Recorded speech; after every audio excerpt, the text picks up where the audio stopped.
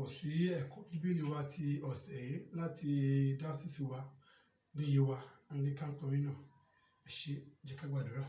Bàbá wa àti Ọlọ́run wa, à ń bẹ̀ pé kó fún wa ní òye ọ̀rọ̀ rẹ tó bẹ́ẹ̀ tí a ó lè yẹ lẹ́yìn tẹ́wọ́gbà níkẹyìn ayé wa lórúkọ Jésù Kristi Olúwa wa. Àmín. Ẹ̀yin bàbá nínú Olúwa, ẹ jẹ́ ká ṣe àfihàn ara wa fún àwọn ọmọ Ọlọ́run àti ìjọ Ọlọ́run lápapọ̀. Bàbá nínú Olúwa. Ẹ ṣé púpọ̀ olóòtú. Orúkọ mi ni Revd Canon John Ayorinde Atibioke láti inú ìjọ All Saints Church Ọlọ́rundá ní Yewa North West. Ẹ ṣé bàbá wa àti bàbá wa ní apá òsì wa, jẹ́ ká ṣàfihàn ara wa. Orúkọ mi ni Revd Canon Johnson Olatunde Oladokun láti inú ìjọ St. Paul Anglican Church Ṣàlọ̀ Orílẹ̀. Ẹ ṣé, orúkọ tèmi ni Revd Oso Oriyomi.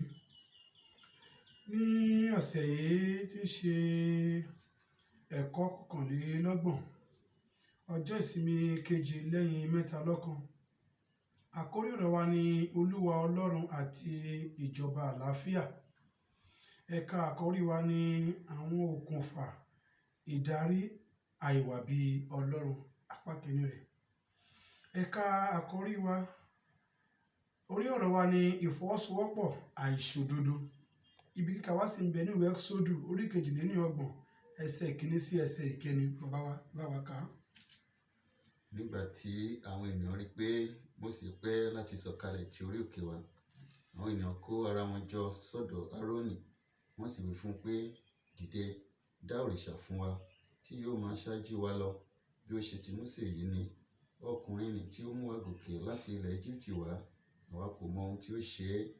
Árónì sì wí fún wọn pé, ẹ kán òrùka wúrà tí ó wà lé etí àwọn aya yín àti ti àwọn ọmọkùnrin yín àti ti àwọn ọmọbìnrin yín, kí ẹ sì mú wọn tọ̀ mí wá. Gbogbo àwọn ènìyàn sì kán òrùka wúrà tí ó wà lé etí wọn, wọ́n sì mú wọn tọ̀ Árónì wá. Ó sì gbà wọ́n lé ọwọ́ wọn, ó sì fi ohun ọ̀nà fífín ṣe é. Nígbà tí ó sì dá lé àwòrán ẹgbọrọ màlúù tán, wọ́n sì wí pé, Ísírẹ́lì, wọ̀nyí ni òrìṣà rẹ tí ó mú ọ gòkè láti ilẹ̀ Íjíbítì wá. Ẹ ṣé bàbá nínú Olúwa, àti gbọ́ bí wọ́n ti kà á, ìwà tí àwọn Ísírẹ́lì wò nígbà tí Mósè pẹ́ tí ó sì lòdì sí ìlànà Ọlọ́run fún wọn. Ẹ jẹ́ kí a yára wo èròǹgbà wa. Èròǹgbà wa ni láti kọ́ ohun tí ìfọwọ́sowọ́pọ̀ àìṣòdodo túmọ̀ sí nínú Bíbélì àti àtúbọ̀tán búburú rẹ̀. Èròǹgbà kejì, àti láti sọ lẹ́sẹẹsẹ ipa tí ìfọwọ́sowọ́pọ̀ àìṣòdodo ní lórí yíyan adarí ní àwùjọ wa òde òní. Jẹ́ kí a yára wo ìfáàrà wa. Òwe kan wà tí ó wí pé ẹgbẹ́ ẹyẹlẹyẹ ń wọ́tọ̀. Òwe yìí ni ó ń ṣàfihàn orí ọ̀rọ̀ tí òní ti ṣe ìfọwọ́sowọ́pọ̀ àìṣòdodo. Ìfọwọ́sowọ́pọ̀ túmọ̀ sí bíbá ẹnìkan tàbí àwọn mìíràn ṣiṣẹ́ pọ̀ láti mú ohun kan jáde. Láti jẹ́ aláìṣòdodo túmọ̀ sí máa fi òtítọ́ inú tẹ̀lé ọ̀nà rere tí a là kalẹ̀. Nígbà tí ẹni méjì bá wà tí wọ́n sì ṣe nǹkan pẹ̀lú èké, ẹ̀tàn àti àìsí ìgbẹ́kẹ̀lé, á dàbí pé wọ́n ń ṣe àṣeyọrí. Ibi kíkà wa tí òní fi àwọn Ísírẹ́lì hàn bí wọ́n ti ní ìfọwọ́sowọ́pọ̀ pẹ̀lú Árónì láti béèrè ohun tí ó yàtọ̀ sí ìsìn Ọlọ́run Olódùmarè fún wọn.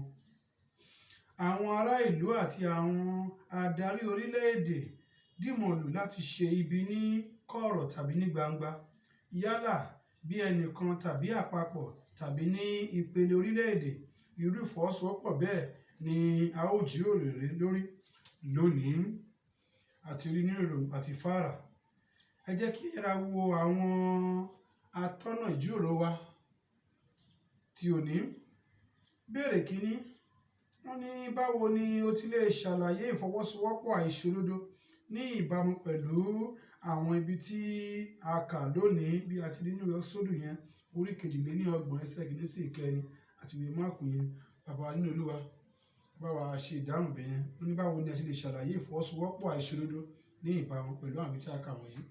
Iṣẹ́ olóòtú, a lè ṣe àlàyé ìfọwọ́sowọ́pọ̀ àìṣòdodo ní ìbámu pẹ̀lú ìwé Ẹ́kísódù níbi tí a kà tí Mósè ti pẹ́ lórí òkè tí àwọn ọmọlẹ́yìn sì wípé àwọn nǹkan tó ṣẹlẹ̀ ní èròǹgbà wọn ni wípé wọ́n ń fẹ́ni tó máa darí wọn yàtọ̀ sí Árónì àti Mósè tí wọn kò rí.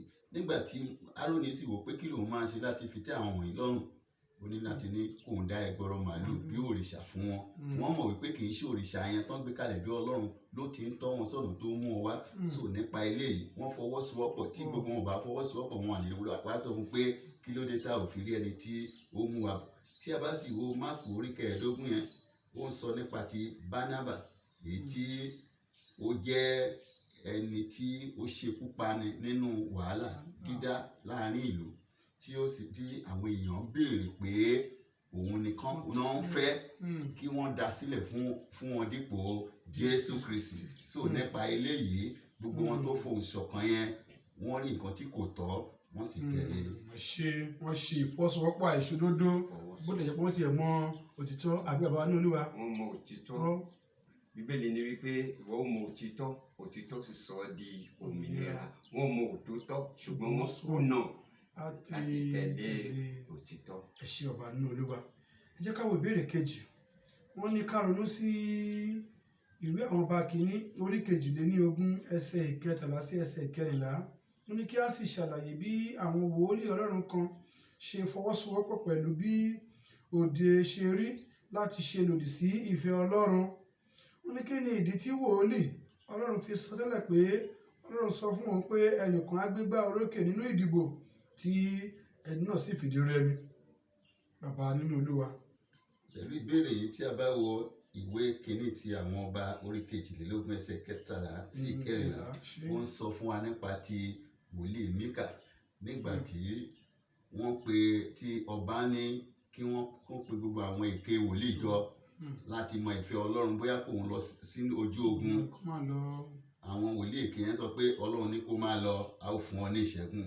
Ṣùgbọ́n ìkan nínú àwọn ọba tí ó tọ̀ ọ́ wá, tó tọ̀ ọba Áhábù wá ńgbà yẹn, sọ fún wọn wípé ẹ jẹ́ kí a béèrè lọ́wọ́ wòlíì òtítọ́ tí ń ṣe ti Ọlọ́run. Wọ́n sì lọ pe Míkà. Nígbà tí Míkà sì ń bọ̀, ìránṣẹ́ tó rán sí yẹn ti sọ pé gbogbo nǹkan tí àwọn wòlíì yẹn sọ ni pé ọba máa lọ lálàáfíà o, torí náà jẹ́ kí ohun tìrẹ ó dàbí ti wọn.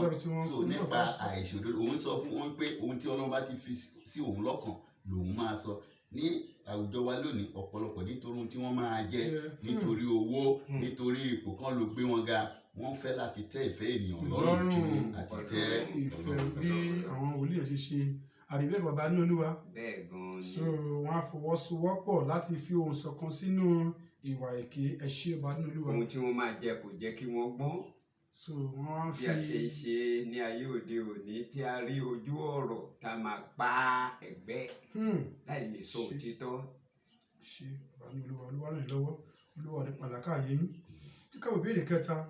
Wọ́n ní ìbámu pẹ̀lú àwọn ọba kìíní orí 21 ẹsẹ̀ 7 sí 13 yẹn.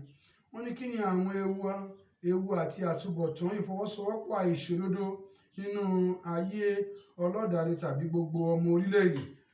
Bàbá nínú Olúwa, ẹ bá wa tọ̀mọ́nà sí ìbéèrè yẹn. Gẹ́gẹ́ bí a ti kà á nínú ìwé kìíní ti àwọn ọba orí 21 ẹsẹ̀ 7 sí 13, tó ń sọ nípa bí Jésébẹ́lì ti fi ọgbọ́n ẹ̀wẹ́ àti ẹ̀tàn láti kọ̀wé láti ṣekú pa Nábótì lórí ẹ̀ṣẹ̀ àìmọ̀dí nígbà tí ó fẹ́ gba ọgbà àjàrà rẹ̀ fún Áhábù ọba. Tí a bá wò níbí yìí, a rí wípé nǹkan tí ó ṣe nì lójú tirẹ̀, ó wà ní ipò agbára, ó rò pé òun ti mú un jẹ, ṣùgbọ́n àtúbọ̀tán rẹ̀ nígbẹ̀yìn ó ṣe ìparun bá ìdílé rẹ̀ àtòun àti ọkọ. Wọ́n kúkú ẹlẹ́yà, wọ́n kúkú ẹ̀sìn, débi pé kò sí ẹnikẹ́ni tí ó lè gbé orúkọ wọn ró lẹ́yìn wá ọ̀la. Ìwà búburú ìtàjẹ̀ aláìṣẹ̀sílẹ̀ yẹn ó tún kó bá gbogbo àwọn tí wọ́n ń darí nígbà yẹn nípa ìfìyàjẹ láti ọ̀dọ̀ Ọlọ́run. Ṣé ewu ńlá àti àtúbọ̀tán tó léwu ló wà fún ìfọwọ́sowọ́pọ̀ àìṣòdodo bí a ti kà á nínú ìwà tí Jésébẹ́lì wù. Ẹ ṣé bàbá nínú Olúwa, Olúwa ràn yín lọ́wọ́. Ẹ̀kọ́ ńlá ilé jẹ́ fún wa. Bíbélì ní tí ẹlẹ́ṣẹ̀ bá ń jìyà olódodo náà á pín bẹ́ẹ̀. Òun ni nǹkan tó ṣẹlẹ̀ yẹn. So tí ẹnìkan ṣó bá ṣẹ̀, gbogbo ayé àti gbogbo ènìyàn wọ́n lè jẹ nínú ẹ̀ nígbà tí wọ́n bá kùnà láti sọ òótọ́. Ẹ ṣé bàbá nínú Olúwa. Jẹ́ ká wo ìbéèrè tó parí. Wọ́n ní kí ni àwọn ipa ìfọwọ́sowọ́pọ̀ àìṣòdodo lórí títà àti ríra ìbò dídì ṣẹ́rí fún ẹni tí ó kún ojú òṣùwọ̀n àti ṣíṣèlú ìbò láti mú àwọn adarí aláìwà bí Ọlọ́run wà ní ìran wa. Kí ni ó yẹ kí ó jẹ́ ìdúró Kìrìsìtẹ́nì bàbá nínú Olúwa? Gẹ́gẹ́ bíbí tí a kà yìí, ohun tí títà àti ríra ìbò fún àwọn tí wọn kò kún ojú òṣùwọ̀n àti ṣíṣèrú ní ìbò tó ń mú bá àwọn tó ń fi oore ọ̀fẹ́ fún àwọn aláìwà bí Ọlọ́run láti dé ipò, ó máa ń kó ìyà bá wa. Fún àpẹẹrẹ ní orílẹ̀-èdè wa yìí, ohun tí a ń là kọjá, ipò tí a wà yìí, ó jẹ́ àpẹẹrẹ rere. Àwa ènìyàn á máa wojú, ṣùgbọ́n Ọlọ́run á máa wo ọkàn. Nígbà tí àwa ènìyàn bá mọ èyí tó dára láti ṣe tá a kọ̀ láti ṣe, ó máa mú ìjìyà bá wa. Tá bá wo ibi tán tọ́ka wa sí nínú orin Dáfídì orí 24 ẹsẹ̀ 4 sí 5 àti Kọ́ríńtì kejì orí 6 ẹsẹ̀ 14, wọ́n sọ fún wa pé kí a má ṣe fi àìdọ́gba dàpọ̀ mọ́ àwọn aláìṣòótọ́ tàbí aláìgbàgbọ́, ká má tiẹ̀ ní ìdàpọ̀ kankan pẹ̀lú àwọn ènìyàn búburú. Nígbà tá a bá ti rí ẹni pé ìwà rẹ̀ ó kù díẹ̀ káàtó, a ò gbúdọ̀ torí pé ó ń fún wa lówó tàbí á fún wa ní ipò tàbí àárín kan oore ọ̀fẹ́ mí ìgbà lábẹ́ rẹ̀, a ò gbúdọ̀ yàn án sí ipò olórí, torí nígbà tó bá yá ó máa padà fi pàṣán rẹ̀ nà wá èyí tí a ń jẹ. Nítorí ohun tí a máa jẹ òun ni òjá gbọ́n. Olúwa ràn wá lọ́wọ́, ṣé bàbá wa. Olúwa ràn wá lọ́wọ́. Ní ìparí, bí a ti máa sábà sọ, ohun tí a bá ṣe ní àbọ̀ wá bá ohun tí ó sì yẹ àwọn ènìyàn ní irú àwọn tí wọ́n dìbò fún láti darí wọn. Àwọn èèyàn gbọ́dọ̀ kọ́ láti fi ọwọ́ sowọ́pọ̀ ní ọ̀nà tí wọ́n á fi lè fi àwọn ènìyàn rere àti olóòótọ́ sí ipò adarí wọn.